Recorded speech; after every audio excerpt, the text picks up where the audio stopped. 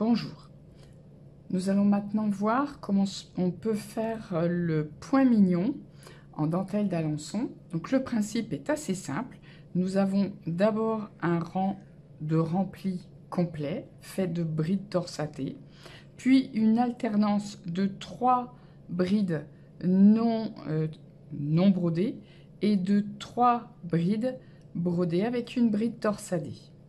Donc pour ce faire, en général, c'est plus facile pour bien régler les espaces. On commence par un rang complet de brides. Voilà, donc là j'ai fait mon rang de brides. Il va falloir que je revienne. Alors vous vous rappelez, j'ai 3 brides non brodées et 3 brides brodées. Donc pour revenir, il va falloir que je fasse j'attache mon fil tous les 3 brides dans chaque bride. Donc j'en compte 1, 2 et 3. Donc je vais sauter 3 brides, 1, 2, 3, et je reprends 3 brides, 1. Donc là où j'accroche mon fil, c'est là que je ferai mes trous. Ne pas faire l'inverse, hein, sinon ça ferait pas très joli. Donc 1, 2, 3, puis 1, 2, 3, et dans la 4e. Donc là, voilà, j'ai fait tout mon retour. Alors, j'ai terminé par un grand saut pour mes 3 brides, puisque le premier trou sera ici. Donc, je vais d'abord faire mes 3 premières brides. Donc, 1, 2,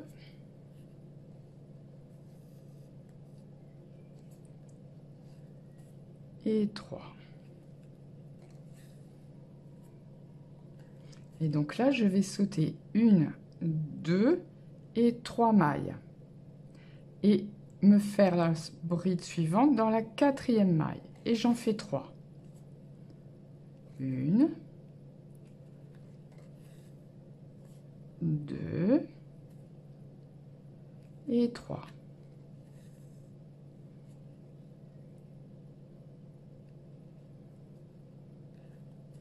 Et ainsi de suite.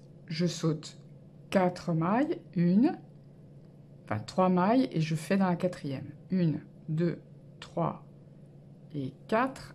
Je fais l'ensemble de 3 brides suivantes. Donc pour le retour, c'est tout simple.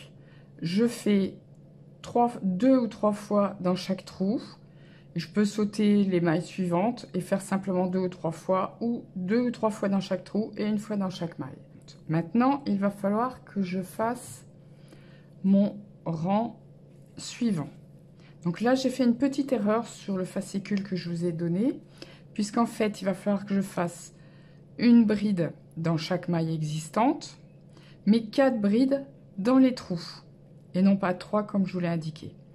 Donc là, ici, j'ai une petite augmentation. Donc dans la première, je vais en faire 2 pour faire l'augmentation du rang.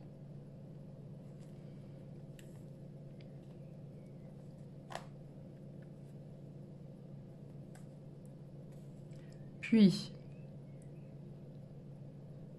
une dans chaque maille.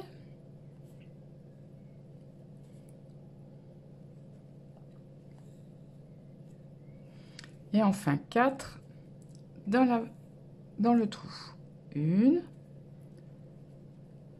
2, 3 et 4. Enfin, je fais 1,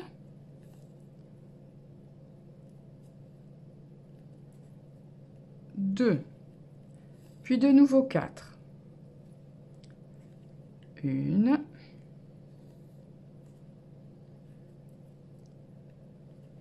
2,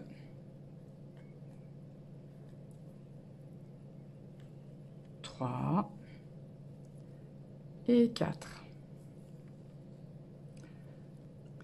Bien, maintenant pour le retour, où est-ce que je vais accrocher mon fil? Eh bien, puisqu'en fait, cette fois-ci, les trous vont se trouver au-dessus, vous voyez, des pleins ici. Au-dessus, là, il va falloir... Alors, je saute en fonction de ma maille. Et pendant 3 mailles, je vais accrocher 3 fois. 1, 2 et 3. Ça correspond en fait aux 3 mailles qui seront les vides. Donc là, j'en saute 1, 2, 3 et j'en accroche 1, 2 et 3. Si vous voulez être tranquille, pour être sûr de ne pas en oublier, vous pouvez faire 4. Comme ça, vous êtes sûr d'accrocher bien tout autour. Vous voyez, 1, 2, 3. Là, j'ai quand même bien suffisamment fait. Je saute ici. 1, 2, 3.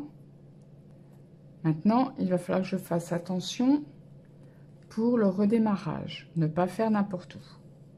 Il va donc falloir que je laisse un trou ici. Donc, 1, 2, 3. Je ferai dans la 4e ici. 1, 2, 3. Donc, jusqu'ici, il faut que je fasse des pleins. Donc, j'ai à peu près 2 pleins, 2 brides à faire, vu l'augmentation. Je vais faire mon trou et je compte donc ici. 1, 2, 3 et je me mets dans la 4e. Je compte 1, 2 et 3.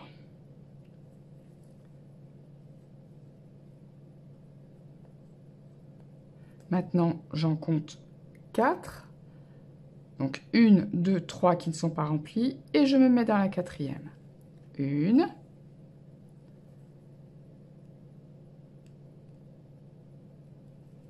2 et 3.